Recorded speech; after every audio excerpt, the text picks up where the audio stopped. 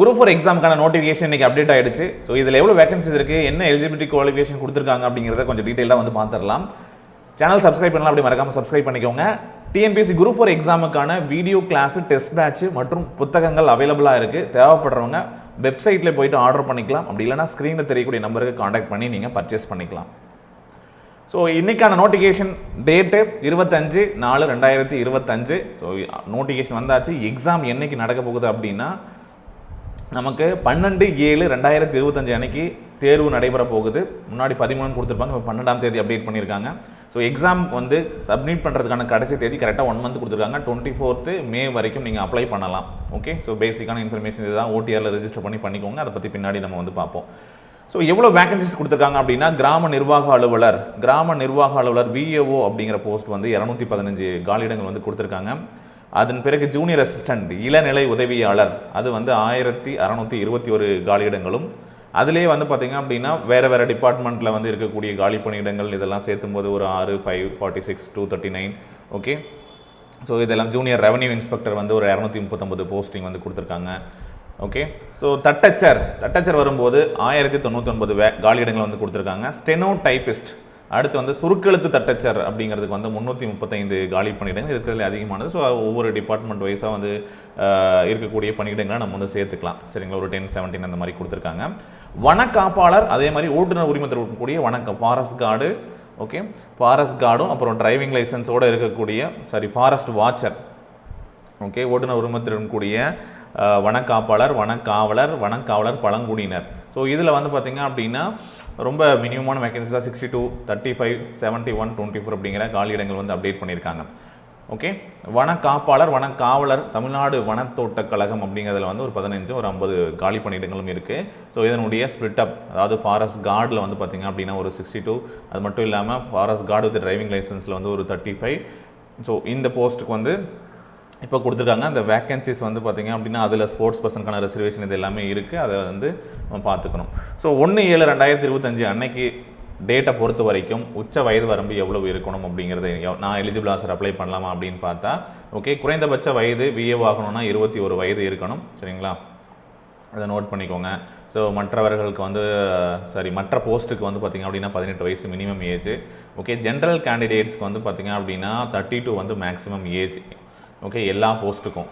அதே வந்து அதில் மாற்றுத்திறனாளிகள், முன்னாள் இராணுவம், ஸோ அப்படின்னா அதுக்கான ஏஜ் லிமிட் வந்து இங்கே கொடுத்துருக்காங்க.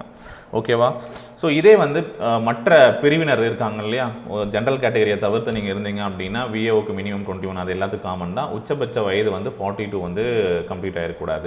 இதே இந்த ஜூனியர் அசிஸ்டன்ட் டைப்பிஸ்ட் இந்த போஸ்ட்டுக்கு எல்லாத்துக்கும் வந்து பார்த்திங்கன்னா பிசி எம்பிசியாக இருந்தால் 34, சரிங்களா. அது மட்டும் இல்லாமல் எஸ்சி எஸ்டியாக இருந்தால் 37 வயது அப்படிங்கிறதும் கொடுத்துருக்காங்க. சரிங்களா, ஸோ இதுதான் இப்போதைக்கு இங்கே அப்டேட் பண்ணியிருக்கக்கூடிய வயது வரம்பு. ஓகே, ஸோ அப்ளை பண்ணுறவங்க இந்த குறைந்தபட்ச பொது கல்வி தகுதியான 10th குவாலிஃபிகேஷன் தவிர்த்து எக்ஸ்ட்ராவாக படிச்சிருந்தாங்க அப்படின்னா ஸோ அவங்களுக்கு அந்த வயது வரம்பு அப்படிங்கிறது கிடையாது. ஸோ நீங்கள் வந்து 12th டிகிரி இதெல்லாம் முடிச்சிருந்தீங்கன்னா இந்த ஏஜ் லிமிட்டும் கிடையாது அப்படிங்கிறத மைண்டில் வச்சுக்கோங்க. சரியா, ஓகே,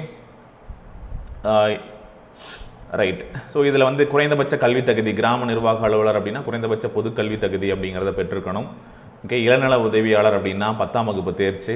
ஓகே, ஸோ இந்த இன்ஃபர்மேஷன் கொடுத்துருக்காங்களா. ஸோ இதே வந்து டைப்பிஸ்ட் ஆஸ் யூஷுவல் வந்து பார்த்திங்க அப்படின்னா உங்களுக்கு சில போஸ்ட் வந்து டைப்பிங் முடித்ததுக்கப்புறம் ஓகே பல்கலைக்கழகத்தில் கட்டாய பட்டம் பெற்றிருக்க வேண்டும் அப்படிங்கிற மாதிரி சில போஸ்ட்டுக்கு வந்து கொடுத்துருப்பாங்க. அது என்னென்ன போஸ்ட் அப்படிங்கிறதையும் நீங்கள் வந்து இங்கே பார்த்துக்கணும். ஸோ அதுக்கு வந்து இந்த டிகிரி முடித்தவங்க தான் எலிஜிபிள் அப்படிங்கிற ஒரு விஷயம். ஓகேவா, மற்றது எல்லாமே 10th குவாலிஃபிகேஷன். ஓகே, ஸோ இதை வந்து தெரிஞ்சுக்கோங்க.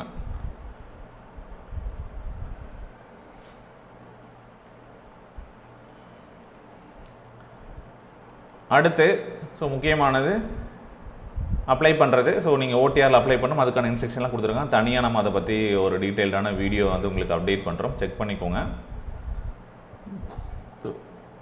ஓகே, ஸோ இதே தான் உங்களுக்கு வந்து சிலபஸ் பற்றின டீட்டெயில்ஸு இதெல்லாம் தனியாக நீங்கள் டிஎன்பிஎஸ்சியோட வெப்சைட்டில் தனியாக வந்து செக் பண்ணிக்கலாம். உங்களுக்கு தேவையான டெஸ்ட் பேட்சஸ் புக்ஸ் ஏதாச்சும் வேணும் அப்படின்னா நம்மளோட வெப்சைட்டில் புத்தகங்கள் வந்து அவைலபிளாக இருக்குது. உங்களுக்கு டிஎன்பிஎஸ்சி படிக்க வேண்டிய பொது அறிவு புத்தகங்களாக இருக்கட்டும், பொது தமிழ் புத்தகங்களாக இருக்கட்டும், கணிதம், ஸோ தமிழ் மீடியம், இங்கிலீஷ் மீடியத்தில் புக்ஸ் வந்து அவைலபிளாக இருக்குது. தேவைப்படுறவங்க ஆர்டர் பண்ணிக்கோங்க. ஃப்ரீ ஷிப்பிங் வந்து இருக்குது. அது மட்டும் இல்லாமல் ஆன்லைனில் டெஸ்ட் பேட்ச் வீடியோ கிளாஸஸும் இருக்குது. ஹோம் டெஸ்ட் பேட்ச் அப்படிங்கிற இதுவும் நம்ம வந்து கொடுத்துருக்கோம். வீட்டிலிருந்தே OMR பேஸ்டு டெஸ்ட் எழுதுவதற்கான ஒரு ஆன்லைன் தேர்வும் நம்ம வந்து கொடுத்துருக்கோம். சரிங்களா? ஸோ நீங்கள் வந்து OMR பேஸ்டு டெஸ்ட்டாக வந்து வீட்டிலேருந்து 28 கொஷின் பேப்பர்ஸ் வந்து நம்ம வந்து பிரிண்ட் அவுட் சென்ட் பண்ணிவிடுவோம். நீங்கள் வீட்டிலேருந்து எழுதிக்கலாம். தேவைப்படுறவங்க 8681859181 அப்படிங்கிற நம்பருக்கு வாட்ஸ்அப் பண்ணுங்கள். ஸோ நோட்டிஃபிகேஷன் பற்றினா வேறு ஏதாவது சந்தேகங்கள் நம்ம அடுத்தடுத்த வீடியோவில் டிஸ்கஸ் பண்ணுவோம். தேங்க்யூ.